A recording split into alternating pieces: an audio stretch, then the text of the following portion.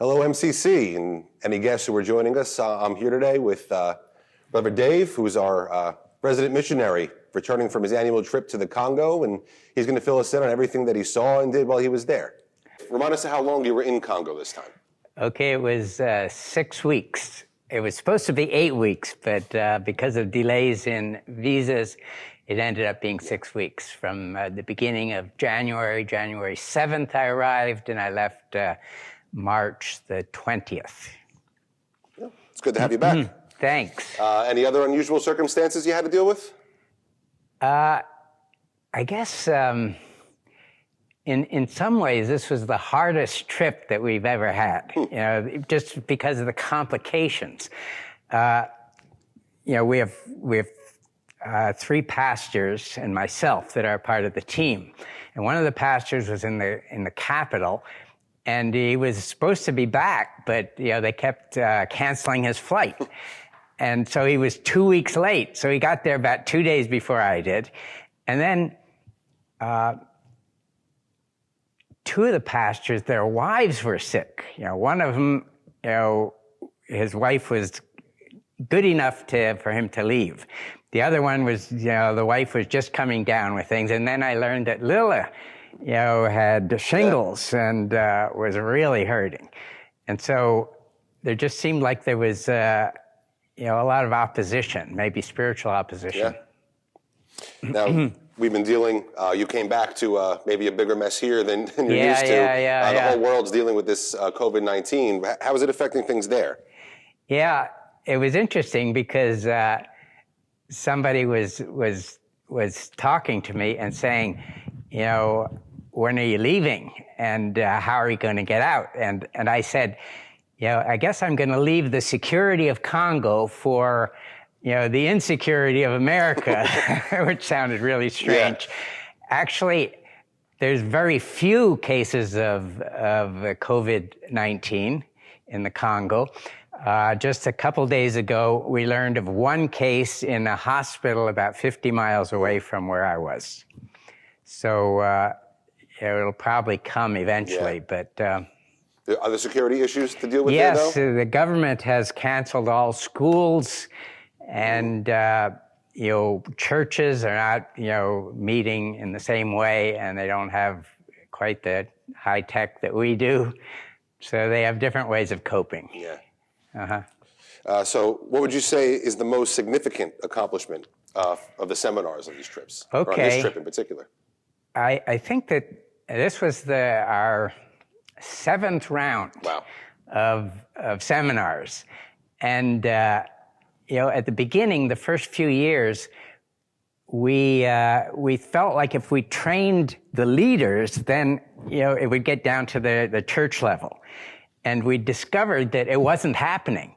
And so a year ago, we decided to focus on local churches and pastors and, 1 or 2, 3 key lay people from a church. And so we had probably about 100 different churches represented.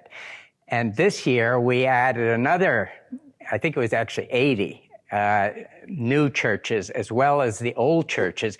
And what we discovered was that it's really making a big difference, that churches are really catching on to it. And when they put it into practice, even small efforts make a big return. Wow. Let me just tell you about one church. It's called the Quandrima Church. And it's, this church, they taught, what are the 8 essential elements to a healthy church? And out of the 8, they decided that they were weakest in terms of passionate spirituality. And so they asked the question, why are we weak in passionate spirituality?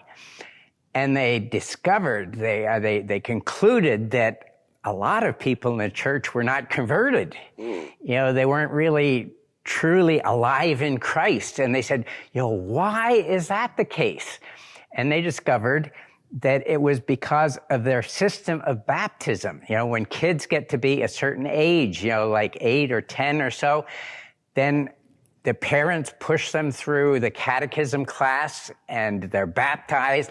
And often they don't really understand it, and they haven't really been converted. And so this church has made some radical changes. They say nobody under 12 is to be baptized, and instead of it just being a nobody who teaches the catechism, it's the pastor that's going to do it. And they've made quite a number of different changes, but the church is really alive now. Wow, that's great. Where are things at with the displaced people in Bunia we hear about? Okay. Actually, I saw one of the camps. There's just lots of them. There's been, sort of a second wave. And there's still conflict in this one area where a lot of the displaced people come from. And the conflict seems to be, there's two tribes. There's a Hema tribe and a Lendu tribe. And before, they were at each other's throats. They were really enemies. But this time, they're not enemies. They have nothing against each other. But one tribe is constantly killing members of the other tribe. And it turns out that they're being paid to do this from the outside. And so it's a question of who from the outside is trying to pay to create insecurity in that area. Wow. What progress has been made on the healing center that we've been helping? Okay. This is Pastor Lamago's church, yes, right? This is Pastor Lamago, and we had helped their church in feeding about 150 families, I think, for about 4 months. And they really appreciate that. And some of those people have returned, and some have settled in Bunia. And what Pastor Lamago and the elders of his church realized was that there's a lot of kids, from these displaced families, and they have nothing to do. There's not enough room in schools for them. And so their concern was to start a school and a church out in one of these areas where a number of their people, displaced people, have settled. And so they bought a piece of land, and this is where we've come in. That they needed something like $33,000 for 2 classroom buildings and a chapel to begin with. And of this, quite a bit is being supplied locally, and they were looking to us for something like $18,000. Of which we've given 3,000 so far. And so that's about where we're at. Okay. I went with Lamago, and I saw the area. It's something like 100 meters by 150 meters. And they had traced out where the foundation's going to be. Evidently the stones are there. They don't have the money yet to pay for the masons to put it in place, but they bought all the roofing. And the roofing is still in the store. You get that out of the store once you need it. Once you need it. Can't start with the roof, though, huh? Right.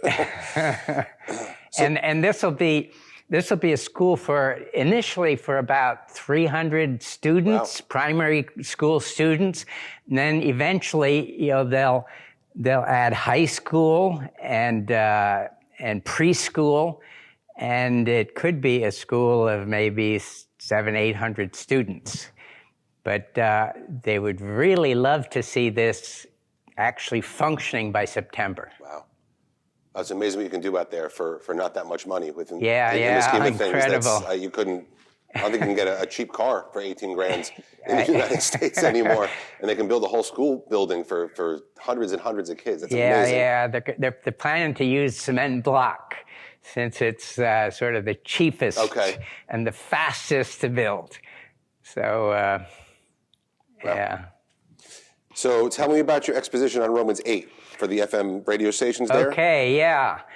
This is for the African Inland Church of Northeast Congo, is that correct? Right. Okay. It's actually called Communauté Évangélique au Centre d'Afrique, and for short, it's called SECA, C-E-C-A 20. and that means it's the 20th community of all the different church communities in the Congo, and I think there's about 80 or so. But anyway, what was the question again? About your exposition of Romans 8. Oh yeah, Romans 8. Each year for the last 2 or 3 years, I've been preparing expositions. First it was on Ephesians, and then it was on Romans 3 to 7. Usually there's about 8 expositions or so. Okay. And this time there was 10 expositions on Romans 8, because Romans 8 is so rich. Yeah.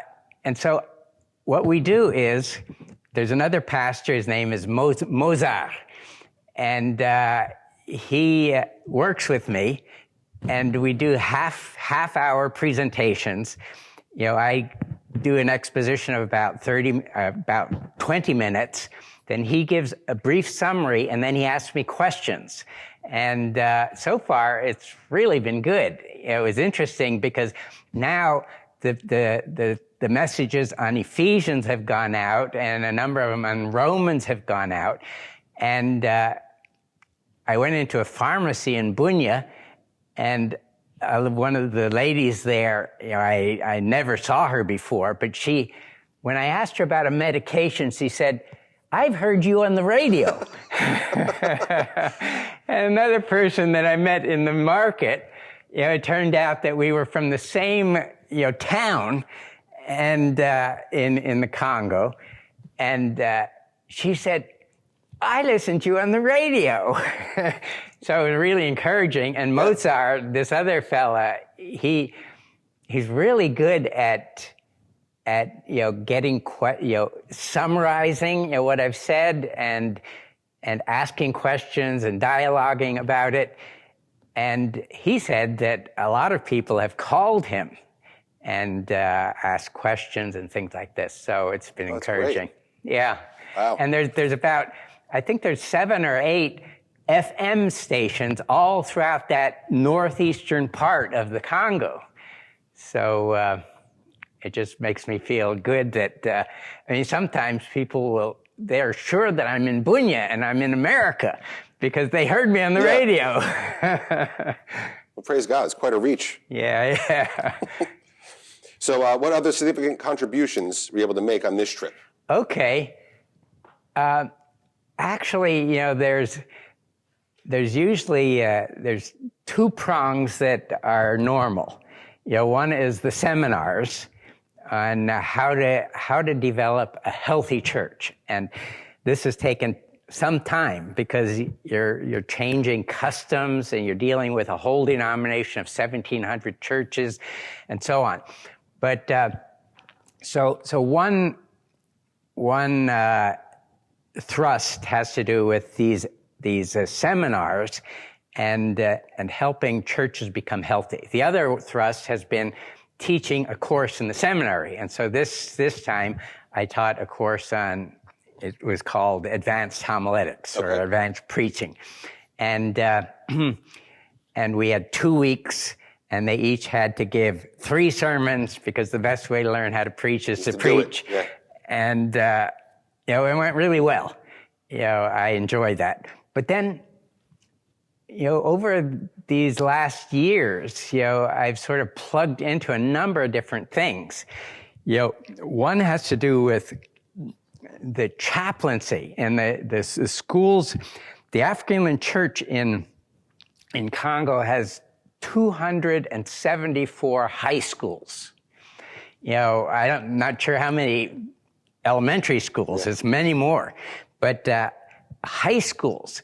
And in principle, each high school should have its own chaplain. But there are very few that are trained to be chaplains. And sometimes pastors, local pastors, function as a chaplain, but a very part-time chaplain. And normally in the past, the chaplains have been teachers of religion because, then they get a salary. Okay. The problem is, there's a fella who in Bukavu, I think, or in Goma, who has developed a whole new approach to chaplaincy, where he says you need a teaching chaplain and you need a pastoral chaplain. And they've developed counseling centers for kids, and the school becomes sort of a community, and it's just a wonderful approach to the chaplaincy. And yet there's very few people who are qualified, theologically to do this. But this last time, we did some brainstorming with the leader of the education department there, and we chose a commission to work on this because we think that there are a lot of Christian teachers who could, with minimal training, become chaplains. By a 2-month summer course, maybe 2-3 years successively, to train them in some biblical subjects and to train them in the basics of being a chaplain.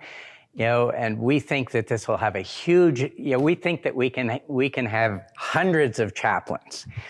But we'll see. I'll tell you about that next year. Great. Something to look forward to. So what is your plan for the coming year?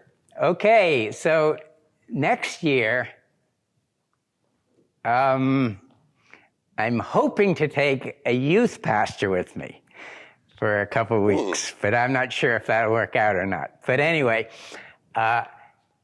with our seminars, what we discovered was that next year we'll have 3 branches. We'll have those for the newcomers. We'll have 2 or 3 churches, new churches from each section, and there's about 64 sections in the church. And then we'll have another track for the advanced students, those that have done it a year before or 2 years before and have been putting it into practice. Okay. And we have a lot of training that we want to add to them. And we think that in a year or 2, we'll have a whole host of counselors, of coaches. I mean, in this country, if a church wants to do natural church development, they write into the office and they say, we'd like to do this, and they get the diagnostic tool, and then they're assigned a coach, somebody that's trained that can work them through the process. But we've been doing all this without any coaches. And we think that in a year or 2, we'll have a number of coaches that will be able to work with multiple churches in their area. And then the 3rd branch is for the leaders. We have, the church is divided into about 12 different districts, and each district has a number of sections, and there's a total of sections of 64. And so there's a president for each section and each district, and he has 2 or 3 other people that work with him, and they come to these workshops. And what we discovered was that they haven't been trained in how to help their people. In fact, many of the things that they do are obstacles to the progress of the local church. And so we'd like to give them training in how to be nurturing to pastors rather than extracting all the money you can from them type of thing. So, and then next year I'll be teaching a course on advanced Christian education. Okay. Which I've taught before, but I've never taught it before as with dialogue education, where you get people involved in a more wholehearted way. Anyway, I'll be transforming that course into a dialogue education course. Oh, great. Yeah. So anyway, it's been a great experience. That's great. And I really appreciate the prayers that people have been, praying for us, and for the financial support. It's really encouraging. And I sort of feel like I have a team out in the Congo, with these other 3 pastors and the other support people out there. And I have a team back here in America that's praying, is interested, and is contributing to this. So it's been a great experience for me. That's great. Dave, thank you very much. Okay. Well, thanks for joining us. If you have any other questions for Dave, you can email him at the address below that you see in the bottom of your screen right here, and he'd be happy to talk to you and give you any more information that you need. Again, thanks for joining us, and God bless.